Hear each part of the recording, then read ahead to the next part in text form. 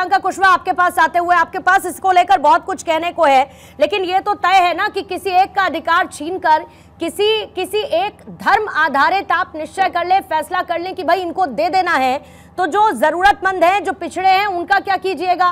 कांग्रेस सरकार की मंशा, आपके साथी की मंशा जाहिर है कि सवालिया निशान पैदा करेगी। पूर्णिमा जी, कल ही नेशनल सैंपल सर्वे ऑफिस और इंडियन इकोनॉमिक सेंसस का डेटा आया है जो बताता है कि देश में 10% जो सवर्ण है उनके पास 41% संसाधनों पर कब्जा है, और जो देश के 65% ओबीसी पिछड़े हैं उनके पास मात्र 31% संसाधन पर उन लोगों को मिला है। मतलब किसी का देश में तोंद निकला जा रहा है और पिछड़े दलितों और आदिवासियों का पीठ और आंत में एक बराबर होता जा रहा है। क्यों?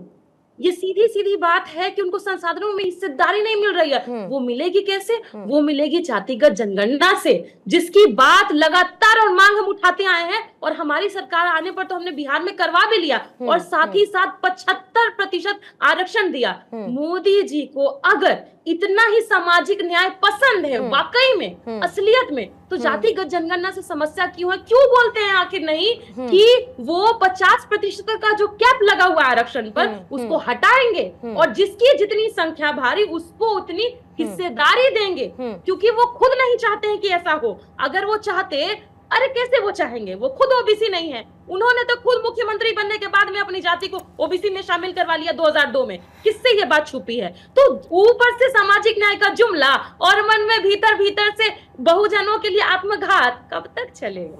तोंद अगर देखती रहेंगी प्रियंका कुशवाहा तो बहुत लोगों की तोंद निकली है फिर, और उसकी जद में फिर सिर्फ वो 41% नहीं आएंगे।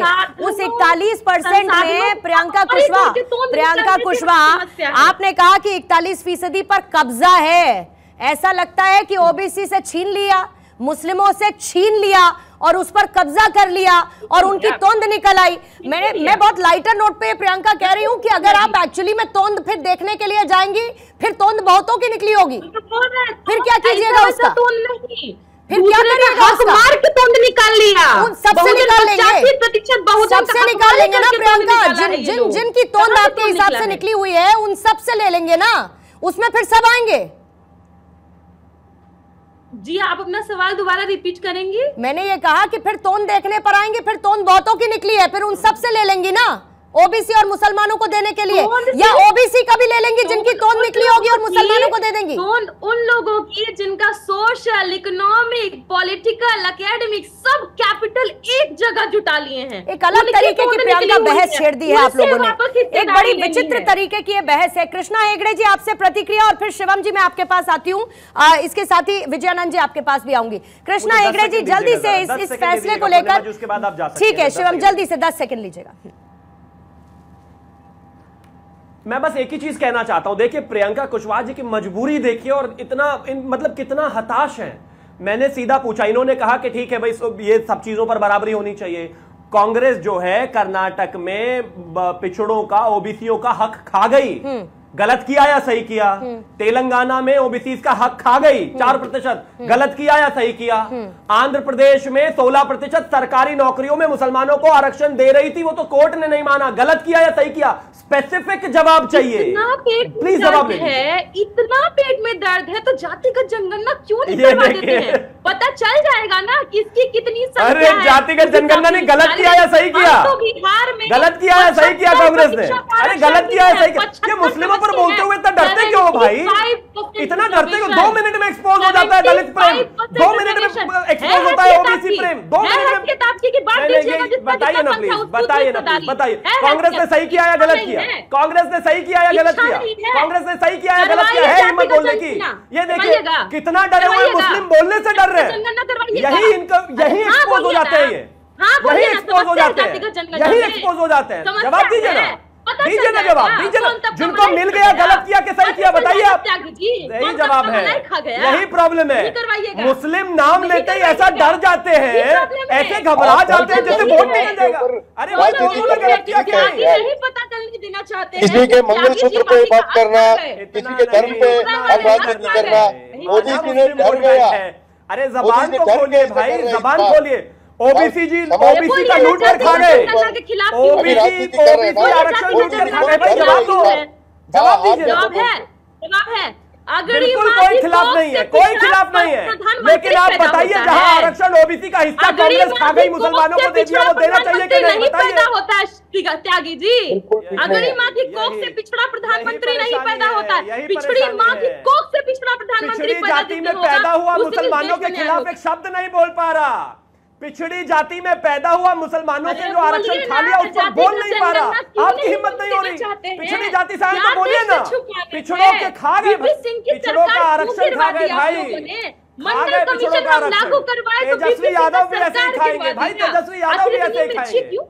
देखिए कितना परेशान है, कितना परेशान है, कितना मुस्लिमों ने जो खा लिया उस पर बोला नहीं जा रहा। मंडल कमीशन से नहीं चलेगा, ऐसे नहीं चलेगा, ऐसे नहीं चलेगा, ऐसे नहीं चलेगा भाई, ऐसे नहीं चलेगा। जहां मुस्लिमों ने खा लिया, जो कांग्रेस ने खिला दिया, बोलिए उस पर, बोलिए। यही प्रॉब्लम है, बहुजन सबके पास है, कोई परेशानी नहीं है। रहने दीजिए, रहने दीजिए, रहने दीजिए। एक शब्द नहीं बोला जा रहा, मुस्लिमों पे डर लग रहा है, डर लग रहा है। अखिलेश जी नौकरी खराब, नुकसान हो जाएगा। तेजस्वी यादव जी कुछ कह देंगे, एक शब्द नहीं बोला जा रहा। तेजस्वी यादव जी नाराज हो जाएंगे कि मुस्लिमों के खिलाफ बोल कर आई हो। कैसे बोली प्रियंका जी मुस्लिमों के खिलाफ? बोलिए ना, हिम्मत है, बोलिए हिम्मत है कांग्रेस ने गलत किया, बोलिए हिम्मत है कांग्रेस ने गलत किया। नहीं हिम्मत है। प्रियंका आपको जरा रोकूंगी। ये रिजर्वेशन के बारे में और धर्म के बारे में आप बात करना शुरू कर दिया। ना सब बात उसकी नहीं है, बात उसकी नहीं है। यहाँ तो कर्नाटक सरकार का फैसला आया, इसीलिए चर्चा इस पर हो रही है ना। कर्नाटक सरकार ने एक धर्म आधारित फैसला लिया सर। मुसलमान एक धर्म को फॉलो करते हैं ना, उनका अपना एक धर्म होता है। जब आप उनको ओबीसी में ले, पिछड़े वर्ग की आप बात करिए, पिछड़े वर्गों के लिए आप संसाधनों में बढ़ोतरी करिए, पिछड़े वर्गों को उत्थान की बात, बाबा साहब अंबेडकर यही तो बात करते थे कि जो पिछड़ा वर्ग है आप उसको आगे बढ़ाइए। लेकिन अगर आप उस पिछड़ा वर्ग में मुसलमानों को शामिल करके ओबीसी के अधिकार को आधा करके उनके हक को आधा कर देंगे तो फिर है तो सर एक फिक्स लिमिट ना, बटेगा तो उसी में से। इसी को तो मैं समझने की कोशिश कर रही हूँ। विजयनंद जी जवाब लूंगी, प्रियंका जी कुछ बोलेंगे नहीं, ठीक है, सूंघ जाएगा। ठीक है, मैं कृष्णा जी से एक जवाब, कृष्णा जी जल्दी से आपका टेक में इस पे समझना चाहूंगी, क्योंकि सिद्धारमैया की तरफ से लिया गया फैसला सियासत को एक नया रूप देता हुआ नजर आ रहा है। अब इसमें कांग्रेस भले ही ये कहती हो कि जिसकी जितनी संख्या है उसके हिसाब से उसकी हिस्सेदारी होनी चाहिए, लेकिन फिर भी अगर पिछड़ा वर्ग के ही कोटे से मुस्लिमों को आरक्षण दे दिया जाए एक नई कैटेगरी क्रिएट करते हुए, तो ये क्यों नहीं कहा जाएगा कि ओबीसी का हक उनसे छीनकर मुस्लिमों में बांटा जा रहा है? देखिए, ये बहुत ही गलत कदम उन्होंने उठाया है। दूसरी बात मैं कहना चाहता हूँ आरजेडी के प्रवक्ता से कि जातिगत जनगणना से ज़्यादा जो जरूरी है वो इकोनॉमिक सर्वे की है, और अगर इकोनॉमिक सेंसस करे तो ही लोगों के पास जो सुविधा है वो पहुंच सकती है। दूसरी बात तो कांग्रेस और आरजेडी मुस्लिम अपीजमेंट वाली पार्टी है, और अगर मुसलमान के खिलाफ ये कुछ भी कहे तो इनका वोट बैंक टूट जाएगा, उनको इस बात की डर है।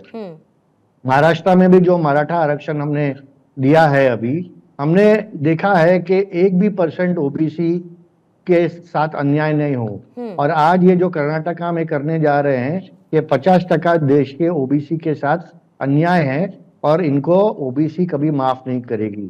तीसरी बात यह है कि 2004 में भी इन्होंने आंध्र प्रदेश में ये करने की कोशिश की थी, लेकिन सम्मान्य सुप्रीम कोर्ट ने इनका जो ये चहल पहल था उसको खारिज कर दिया, और उनका जो कोटा सिस्टम था उन्होंने हटा दिया। तो मेरी बात ये कहनी है कि अगर आपको सचमुच लोगों को न्याय देना चाहिए तो आपको इकोनॉमिक सेंसस करना होगा, और इकोनॉमिक सेंसस के थ्रू आपको लोगों को सुविधा प्रोवाइड करनी पड़ेगी। ये तो इनका वोट बैंक का पॉलिटिक्स है, और ये वोट बैंक की पॉलिटिक्स पूरी कर्नाटक भी नहीं, पूरी देश इसे जानती है कांग्रेस क्या करना चाहती है और कांग्रेस क्या नहीं कहना चाहती।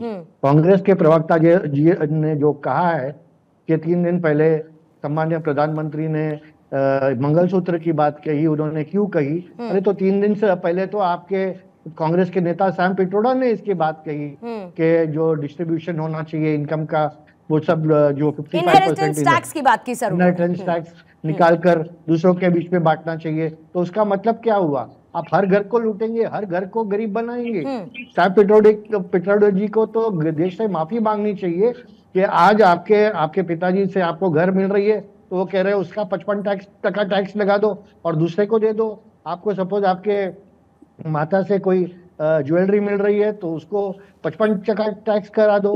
तो ये मुझे लगता है कि लोगों के ऊपर बहुत न्याय होगी, और किसी ने भी कांग्रेस को वोट किया है वो देश को गरीब बना रहा है, और ये कौन सी टाइप की राजनीति कांग्रेस खेल रही है वो अब तक हमको समझ में नहीं आया। ठीक है, ठीक।